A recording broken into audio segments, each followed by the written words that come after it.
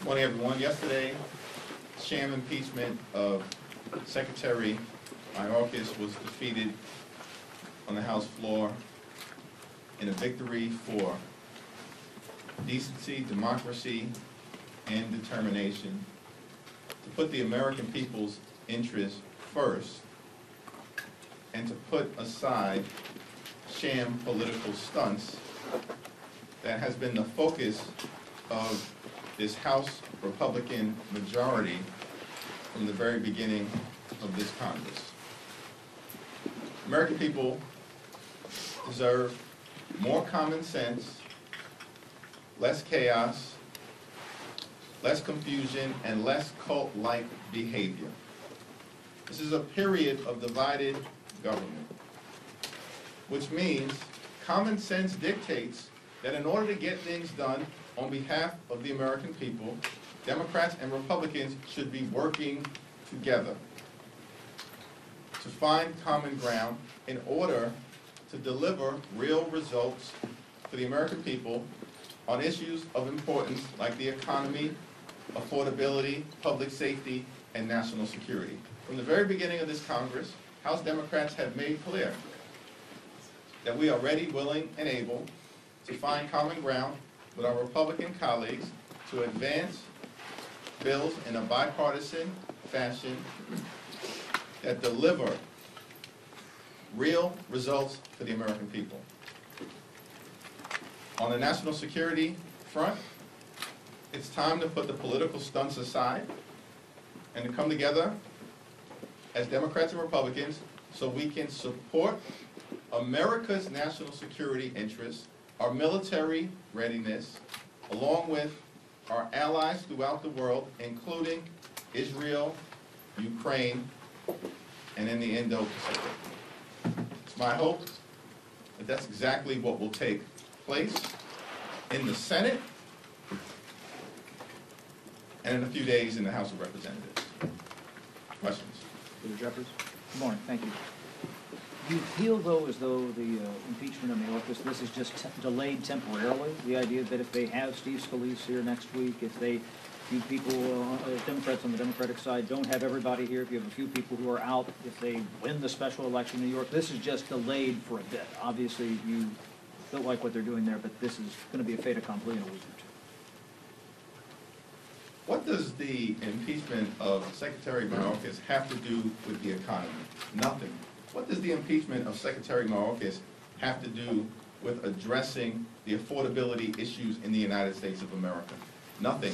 What does the impeachment of Secretary Mayorkas have to do with fixing our broken immigration system and addressing the challenges at the border?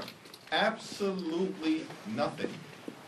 It's incredible to me that instead of extreme MAGA Republicans pivoting to working with us in a common sense way to solve real problems for the American people, their focus is on how do we get Steve Scalise back to Washington so we can continue to do the bidding of Marjorie Taylor Greene and Donald Trump and impeach Secretary Mayorkas.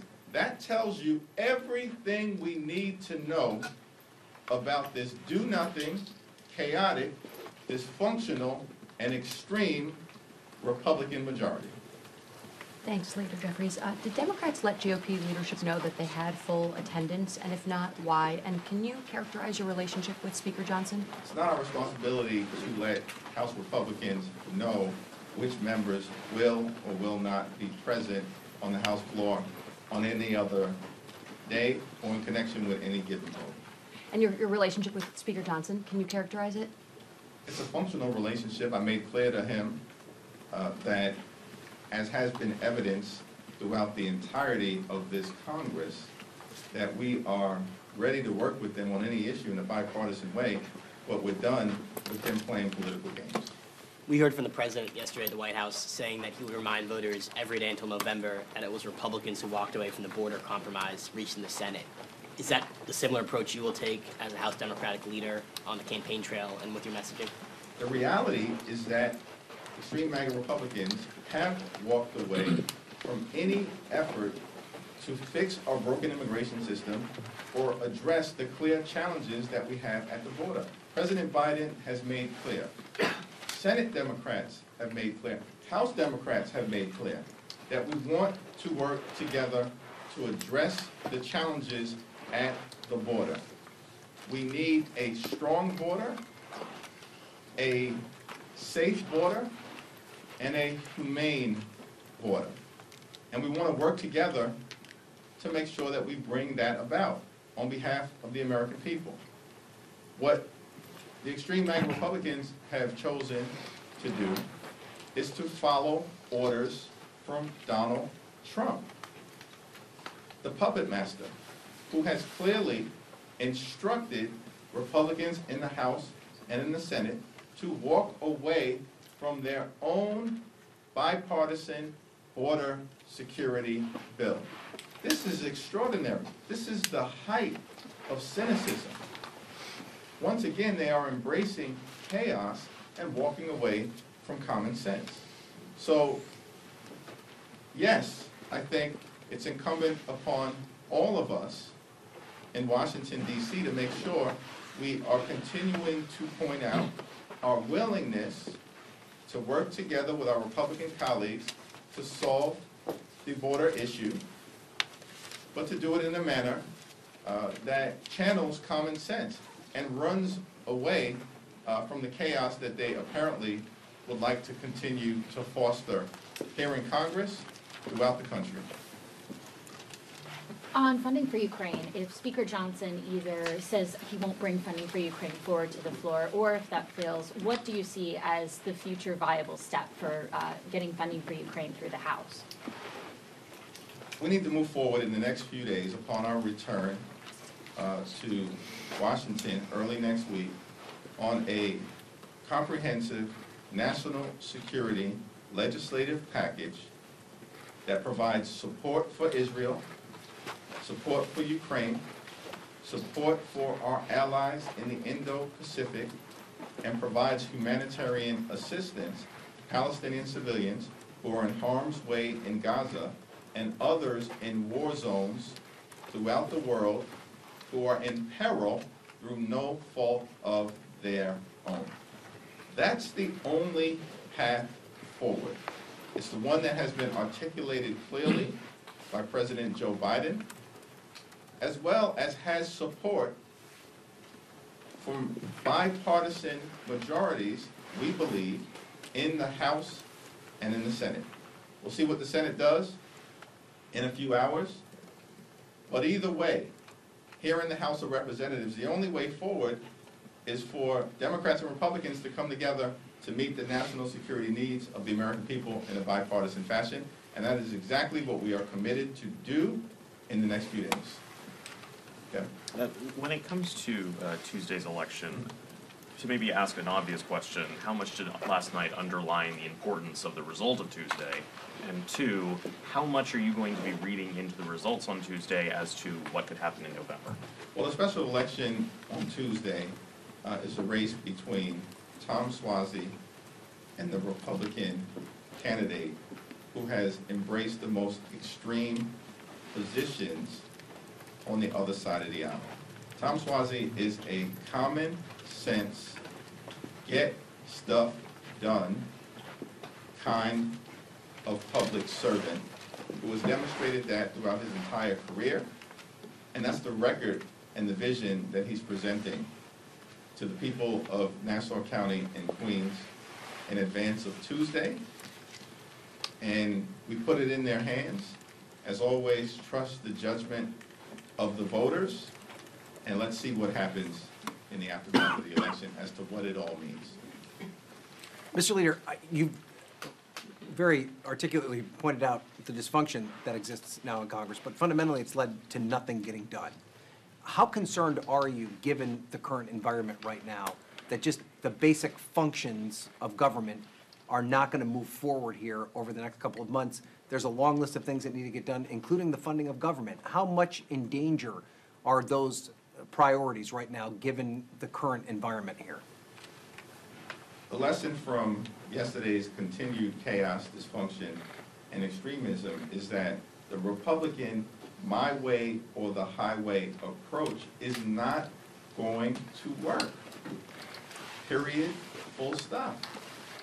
It's not going to work.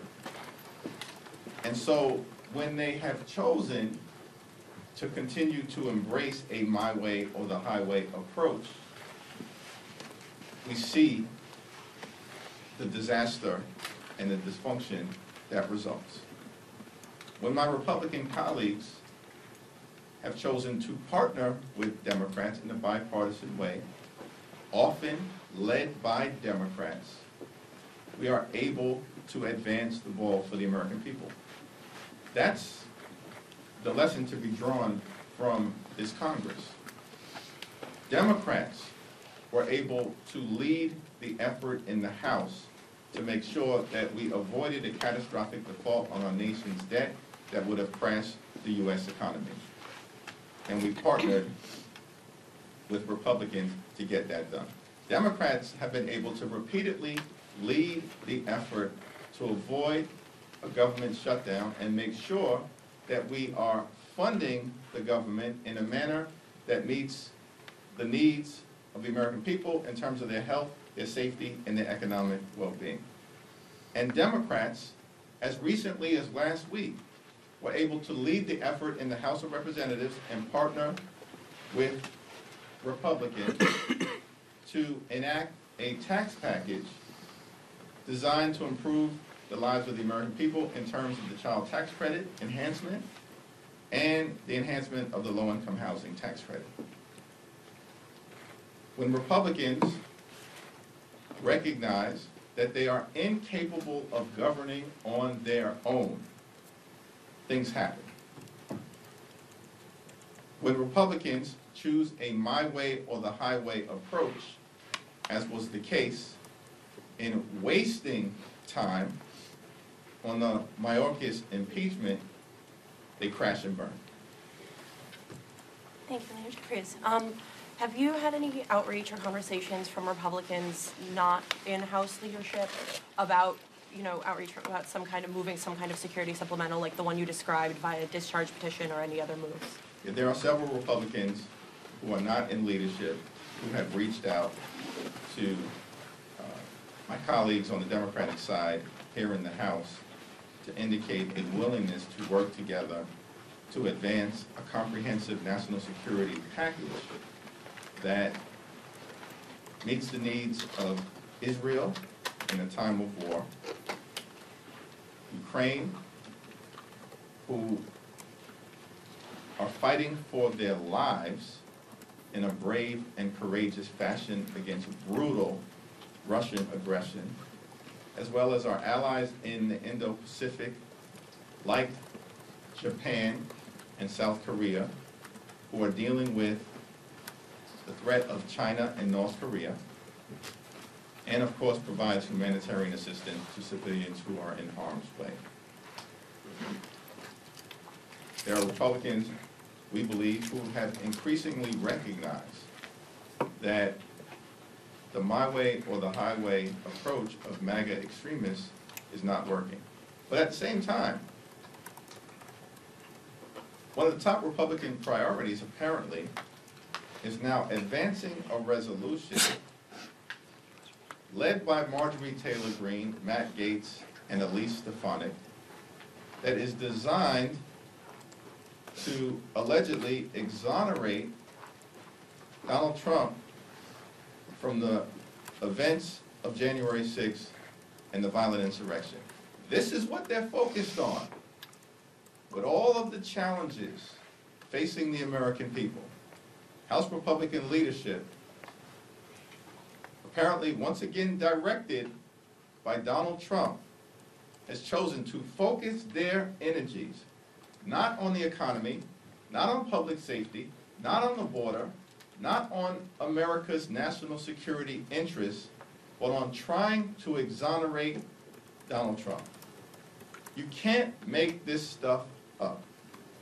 And the American people increasingly have shown that they've concluded that this is a do-nothing Republican Congress not acting in America's best interest.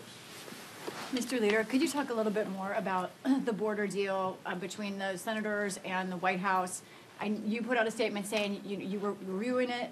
Now we know it doesn't look like it has a future in the near term over in the Senate. But the issue remains, and I'm wondering what you saw in that bill that you thought you might like or is worthy of consideration further. Well, in the House, we're going to continue to have conversations within the Democratic caucus about ways that we can, in a more comprehensive fashion, fix our broken immigration system and address the clear and present challenges that exist on the border. Over the last few weeks, we have been convening in an informal way with stakeholders all across the House Democratic caucus to discuss a path forward to address the challenges at the border. And now it's clear that we're going to have to accelerate those conversations in partnership with President Biden, the administration, and Senate Democrats, because we actually want to solve the problem. Republicans have been ordered by Donald Trump not to solve the challenges at the border, but to continue to play political games because they want to use the border as an electoral issue in November, and that's going to backfire. The Republicans thought they set a border trap for Democrats, and they fell into it themselves. On the foreign aid piece, on the national security piece, just to clarify, does that mean that you support the Senate bill now that the border language is out of it? You had not gone so far as to endorse the deal with the border stuff in it. I would like to review the legislative effort that will now be before the Senate in the next few hours, but in principle, it's certainly something that I support because we have to move forward in a comprehensive way to address our national security issues after extreme MAGA Republicans have held our national security issues hostage around the border for months and now have abandoned their own position. If you could just speak a little bit to kind of the vote yesterday, both really high-profile messaging priorities for the GOP's leadership, Israel. Could you speak a little bit to managing the coalition there? What do you see as the problem? You're a leader of a coalition, and you studied under perhaps one of the greatest coalition leaders in modern history, under Nancy Pelosi. What do you see from the outside looking in? Give us a little bit of a diagnostic here. Well, correction, the greatest legislative leader in our view in American political history, and that continues to be proven over and over and over again by the Republican dysfunction. Under House Democrats, we had the same exact margins in the last Congress. The same exact margins. Republicans have produced chaos, dysfunction, and extremism under the same margins under the leadership of Speaker Pelosi. We produced the American Rescue Plan, shots in arms, money in pockets, kids back in school, the Infrastructure Investment and Jobs Act, which will create millions of good-paying jobs and clean water in every single community. Gun safety legislation for the first time in 30 years that will save lives.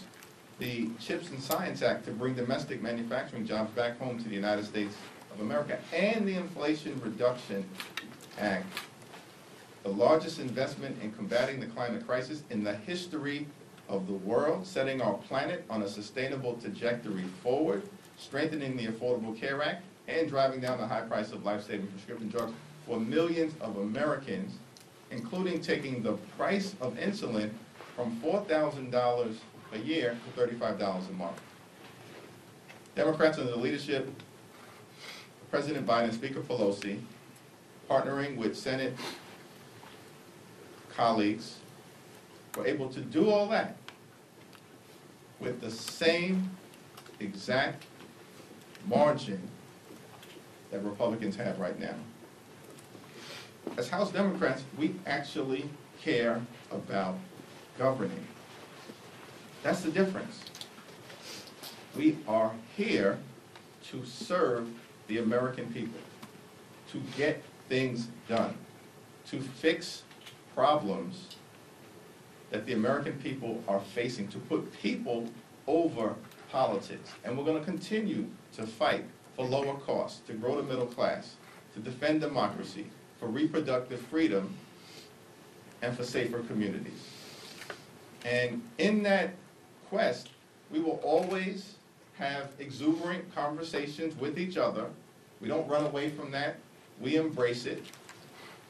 But then at the end of the day, what we do on our side is to exercise common sense and find the highest common denominator so we can advance the ball for the American people and then live to fight another day with respect to what has been left behind. That's our approach.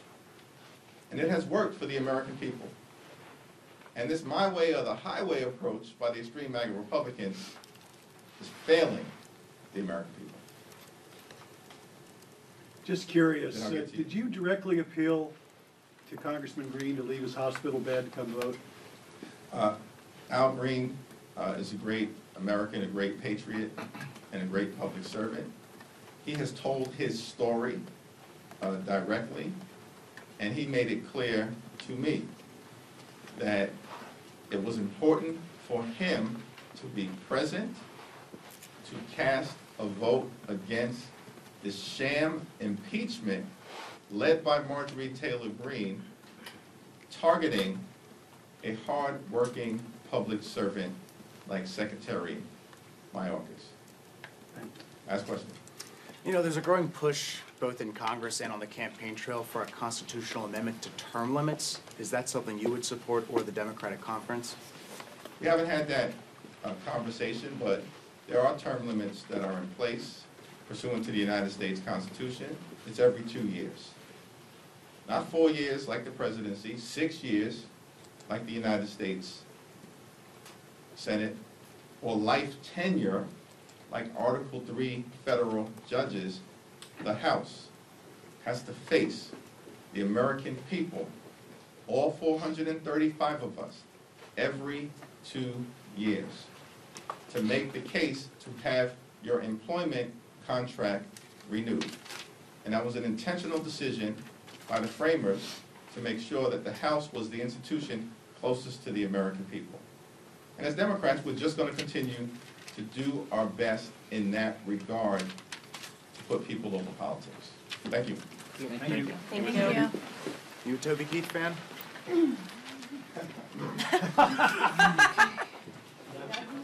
you a Toby Keith fan? Are you a Toby